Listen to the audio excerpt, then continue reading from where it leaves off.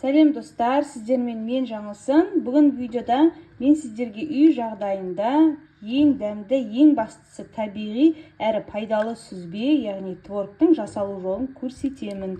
Ешқандай химиясыз, тек қана табиғи сүттен жасалған өнімнің дәмі енді тіл үйіреді. Әсіресе жаңа тартылған қаймақ, шекер қоссаңыз, дәмі деген өте керемет болып шығады.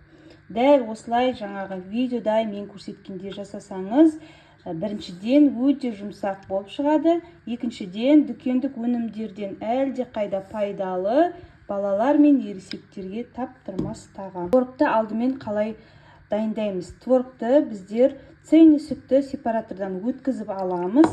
Содан кейін ол обрат сүтті бір күнге қойып қоямыз жылы жерге. Келесі күні оттың астын жаймендеп қойып, осылай бір бүлкілдетіп аламыз творогты.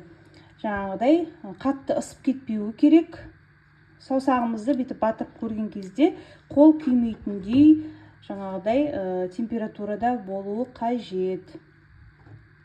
Міне көріп тұрғандарыңыздай, жаңағы бұл айран сияқты ұйып қалады. Оны газдың үстіне қоямыз, отты жағамыз. Содан кейін осылай көк су. Бұны көк су дейміз біздер.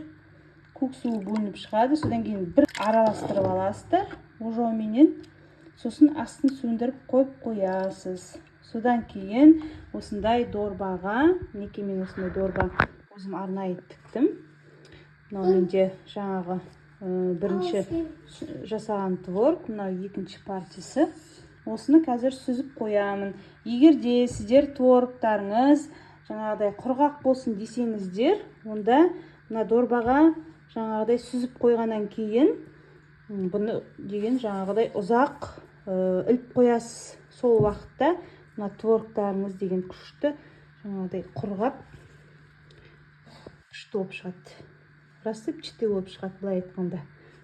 Ашылмай тұр ғой. Неге қыздар осындай сүзекімен арнайы көк суынан бөліп аласыздар. Сосын өстіп дорбаға сүзіп осылай сала береміз. Мен неліктен осы жерге сүзіп жатырмын. Қазір мына творогты әбден барлығын осылай сүзгеннен кейін мұздай сумен дорбаның сыртынан жаңағыдай бір шайып шығам.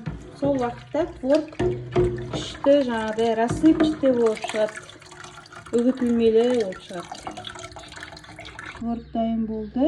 Осындай күшті шашыраңқы рассыпчатый күшті болып шықты.